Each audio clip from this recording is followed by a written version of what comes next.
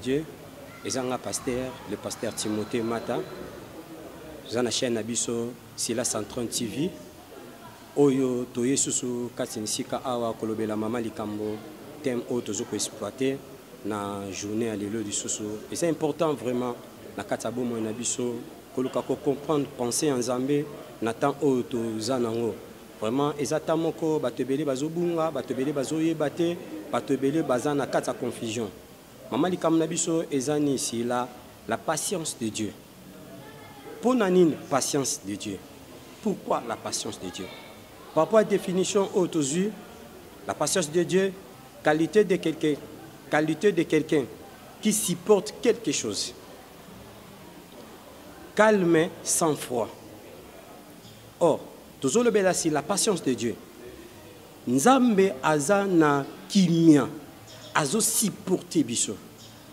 Notre Dieu azanzambe oyo azo supporter biso. À fonction de quoi Nzamba azo supporter biso. Nzamba supporta biso na kati faiblesse na biso. Parce que na kati bomo na biso tonke mutu azaki abotamaki ou bien ba créaki Adam le 6e jour. Chiffre 6 et ça chiffre y imperfection.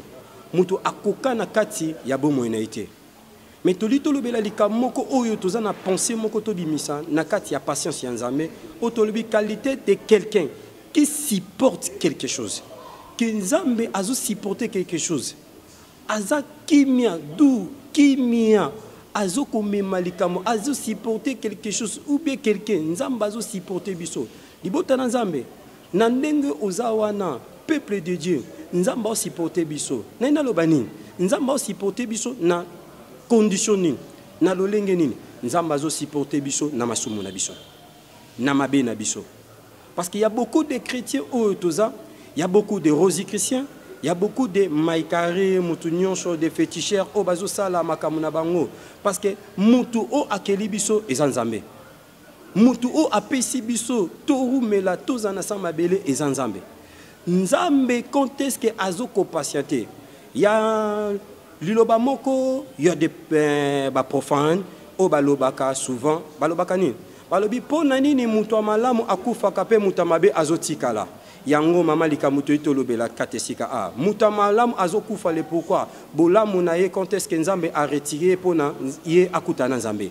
Mais mutamabe azorumela pourquoi? Nzambe azotika mutamabe pour Nzambe azokota patience na ye, azozela quelque chose e bimana kata mutuana. Parce que Nzambe alingaka kufa ya mutamasu te yango tozotanga le premier lecture na biso oza na Genèse chapitre 7 les versets 1 à 2 tozu bible na biso totangi Genèse chapitre 7 les versets 1 à 2 Bible zobani l'Éternel dit à Noé entre dans l'arche toi et toute ta maison car je t'ai vu juste devant moi parmi cette génération.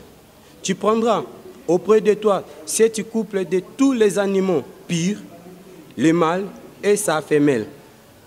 Une paire des animaux qui ne sont pas purs, le mâle et sa femelle. Nzambe abengi Noé. Pourquoi Nzambe azui Noé abengi Noé, Nzambe amoni Noé juste Nathanae, balobi Nathanae, n'époque nae, na génération nae, Noé azalaki juste.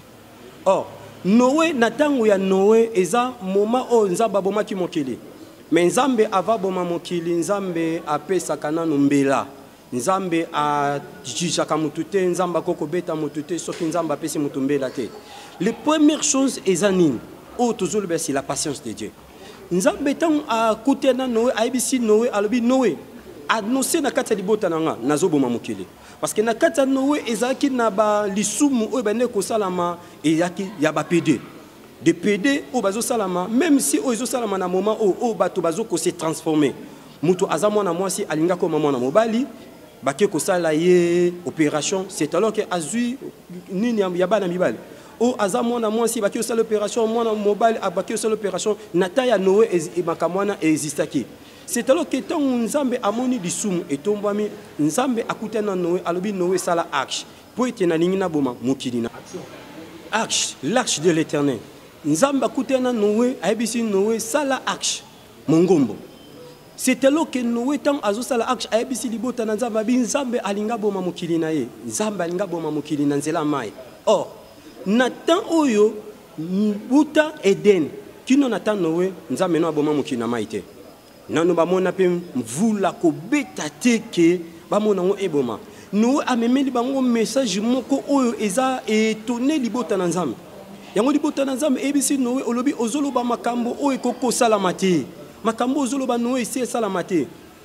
Nzambe azalaki patient atalaki mokili na kati ya mabe na bango nzambe azorumia na patience ta ye po na changement nobaki awani nzambe azelaka patience ya nzambe azozela biso to bongo la mitema totika mabe na biso totika via lisumu. C'est alors que eloko nini est passé à fonction ya ta Noé. Quand est-ce que Noé a prêché? Noé a zoté parce que kobima Noé et a prêché la parole de l'Éternel. Alors bi bongo la mitema bondi melanzambe natan otoza nzamba linga boma mokine libota na nzambe lobaki te. Pour tenir, non, on a des zamba bomi mokili, ezo paraître eloko moko étrange. Tikana biso libota na nzambe, tozana moment ya suka. Basine o nzamba pesa ki basine wana ezotali sama. Yango tozo mona basine même si ba corona ezotali sama na batan o. Eza basine o ya batan ya suka. C'est que libota na nzambe. Quand est-ce que nzambe aza patient? Nzambe aza patient le pourquoi? Nzamba zozela eloko moko ebimakati na bomwena. Yango zo mona Noé ton asali sanugo, asali arche. Tant a créé arche, a sali arche, bato bazo sekaye, bato bazo chola Noé. Baby si Noé balobi makambo zolo besi ko le salamate. Pourquoi ozo sala arche na ville? Oh, eloko ezo boy ezo ko lembisa bato, eloko ezo sala ke bato bandi mena Jésus Christ. Pour etenir, mototango azolia, mototango azomela, mototango azo vivre, azo kanisate que Jésus viendra. Tentika na bisa yo Yesu akozonga. Tozana ta o apesa ki promesse alobi na ke ko bongisa bino sika na kozonga. C'est que ni nzambe akozonga, libota na nzambe to comprendre. Soki nzambe aza patient, c'est alors que nzambe azo la changement na kata mitema na biso. Na moment o toza batebele bazo comprendre ta nzambe te. Mutu musu amona asa masumu na ye, amona ngo c'est tout à fait normal. Ah, nga nazo boma, lobi kutu na boma bana, lobi kutu na longola kizemi, lobi kutu na sala kiboy, lobi na bima na jeune fimo boy, eloko ni ne komeni ngai. Ah, oyebite keni, lobi kutu na kende ko coucher na mutu boy. Na côté nga cher elo mote salame. Pourquoi nzambe na moment oyoke, o mona eloko moko te? Parce que nzambe aza la patience na ye. Notre Dieu est patient. Tout le monde qui a par rapport à la définition. Qualité de quelque chose. Qualité de quelque chose. Nzambe aza patient, azo supporter. Et loko oeza mutu nzambe azo supporter. Nzamba supporter yo. Maman nzamba azo supporter yo. Papa nzamba azo supporter yo. Na mabe na yo, na berer na nzamba azo supporter yo. Ezana makamso ozo sala, yozo kasaneti oza ganki nzamba azo supporter yo. Ezana makamso ozo commettre, bagafe bedo ozo sala, yozo mona neti nzamba bosa te na oyebisa yo nzamba yebi yo. Même si okoza la nganga banganga, yo lobi na osala ba sacrifice nzamba zo mona ngate, ngane na simbi nyoso, eloko na koyebiso nzambe azo supporter yo. Or, nzambe ton akutani na Moïse, atindie na Égypte. Ayebisi Moïse Yebisa Pharaon a libéré libota nanga. Et le koni esami na mpona Pharaon. Tant Pharaon ayoki maloba nzambe libéré libota nzamba ke no ko adorer nga Pharaon aboyaki. Oh, notre Dieu azala ki patient, Pharaon ayoka maloba ne pas libérer libota. Mais Pharaon sani, Pharaon lebité na koko libérer peuple te na moni mindu kité, na moni eloko monte bazana ba charte, menani kaka na maloba bo na libérer libota ya nzambe te. Makambo ba loba eza lokota. Nzambe aza patient pour être Pharaon asani, Pharaon a exécuté. Yango libota nzambe ozoka message. Ezanga muta liboso te na te yo ozoka mateya batebele bazote ya yo mais libota na nzambe toza incrédule. Combien de personnes baza incrédule? Combien de personnes n'attendent oyo bandi mela Jésus Christ? Combien de personnes au sala makambu? Oh maman ongozo décision mona kata bomo na yo osali masumu olobi ke ah makambo na osala vraiment namona nzambe te tika na ebisa yo eza na nzambe moko aza en vie. Notre Dieu c'est Jésus-Christ. Aza en vie. Jésus-Christ t'aime. Jésus-Christ alingi yo. Azolinga quelque chose makata bomona yo. Soki nzambe non a frappé yo te. Na bazemo longoli. Olobi naza spécialiste na longoli 7e. Et loko message na ko memelo na journée lelo na ko biso. Patience nzambe za na kata bomona yo. Pour eteni, tant nzambe asali action Noé. asali arche eloko nini no azotonga arche sila ki na mokolo moko te yango lomo na koyebisa yo nzambe afrape na mokolo moko te nzambe akoki ko frapper mutu te soki non ayebisi mutu te o eza eta na ye soki atalisi mutu te parce que eza les mêmes mots na kata tribunal e koko frapper mutu te soki batalisi mutu mabe na yete notre Dieu aza Dieu moko juste quand est-ce que azo présenter au mabe eza na makambo mususu yango zo mona loba na nzambe eza miroir yango zo mona na kata tabernacle ezaki na o babenga ki de cuve de rein ton mutu so akosukula mutu azo mitala la parole de l'Éternel eza miroir o ezotalisa yo bulumbu na yo ezotalisa défaut na yo tianka na biso libota na nzambe mama papa elenge ozolanda na temps o yoka maloba o nzambe atininga na ebisa yo mita na moment o na mabe ozosala nzambe za patient eloko nzambe azozela nzambe olinga yo obongola motema eloko nzambe azozela nzambe azolinga la repentance nzambe azolinga changement na kata vie na yo yango zomona Noé tanga tongi arche bato balobi eza makamba lokuta nazoyebisa yo retour à Jésus Christ eza lokuta te mais réel Jésus Christ akozonga bientôt mais tant Noé asa aosala arche aosala bato bazosekaye et comme na moment o Noé atongi arche tokola baboya koyoka Noé nzambe ebisi Noé albi Noé benga bana na yo mwasi na yo bibwele esika totanga kota ba na kata arche oh tangu Noé akoti ba na kata arche porte arche ekangami mvule noka ki mokolo wana te mbule beta ki mokolo wana te oh libota na nzambe ezana dashi batamoki balobi sokole nyama nekila ma kwanza ebimaka mokolo wana te eloko moko te mabe ko mema mokolo wana ezana batu musutango osala lisumu azolinge ma mokolo wana tikana ebisa yo ta otoza ezata ote nzamba zo frapper mais toza na tangolo nzamba pesi biso ngolo la grâce de Dieu yangonde oyo nzambe patience na ye ezo sala manakata vie na yo ke o changer o bongo la motema quand Noé asali arche Noé tongi arche abengi bato balobi te tokoya te mais Noé kotaki yena banane la parole de l'Éternel na kati ya mabele ozo soit placé muto zondimela Jésus comme Seigneur et Sauveur ye wana ne akota na arche or arche ezani l'arche c'est la vie éternelle Montazo kalubana nzambe akota na kata tribulation te Montazo kalubana nzambe akata azana kata tourmenté mais montazo kota ayoka kalubana nzambe azana kata repos ya nzambe akota na kata ya repos ya nzambe na moment obatu musuba olela yako lela te oh pepe de Dieu tikana ebisa yo ezana nzambe moko alingi yo ezana nzambe moko alingi yo soki batu musuba ebisa kote nzamba lingi yo mengana ko ebiso que Jésus Christ t'aime Jésus Christ t'aime. Même si vous avez mabe yeso alingi yo. So kazo tiko na mabe na yo, c'est que ni alingi changement. Tout en deuxième verset. 1 Pierre chapitre 3. 1 Pierre chapitre 3 les versets 20 à 21. Ta lo lengeni ni nzambe kaka na kata patience na ye. Na kata patience na ye lo lengeni ni nzambe azoluka ke biso to bongo la mitema biso libota na nzambe toza la changer. Mais libota na nzambe zo comprendre te yango nzamba tininga mokwalelo na la musa mémoire na yo 1 Pierre chapitre 3 les versets 20 à 21 Bible sur le bani qui autrefois avait été incrédule lorsque la patience de Dieu prolongea au jour de Noé pendant la construction de l'arche dans laquelle un petit nombre de personnes c'est-à-dire 8 furent sauvés à travers de l'eau. Tozongeli awa, nazongeli o vexa liboso. Balobini, qui autrefois avait été incrédule lorsque la patience de Dieu. Bino obozala qui incrédule l'autre fois. Tala, maman, l'incrédulité futakate. Ozokan sandeti lobananza mezote yama. Ozokanga na ta o olobi ke nakosai kena landa message ote ozo kanga na tango olobi ba pasteur bate ya kaka boy mokile ko kufa nango te na bisengo naza na bambongo naza nzamba yebi nenga te tika na biso nzamba yebio qui autrefois vous allez qui incrédule le crédit par rapport à la parole de l'Éternel mais la patience de Dieu ozaki crédit obande ko sala masumba biso tika lisumu sa lesum ozaki crédit esika ba biso ki ko péché te mozo péché ozaki crédit esika ba biso ko longolaze mais a péché mais ko sala ngo mais ozaki crédit mais autrefois balobi na tango ya Noé ezaki na peu de gens obakota ki na kata arche peu de gens tika na bisa yo nombre de personnes nzamba katite mais bato bazoka loba na nzambe pe bazo mettre en pratique. Et ça, bateau, bakota na kata arche. L'arche de l'éternel, na lobi awa, et ça, c'est la vie éternelle. Nzamba zana posa na yo. Libota na nzambe, nzamba zana posa na yo. Azana posa changement. Azana posa ni. Or, pourquoi nzambe azota patience na ye? Oh, nzambe azoze la repentance.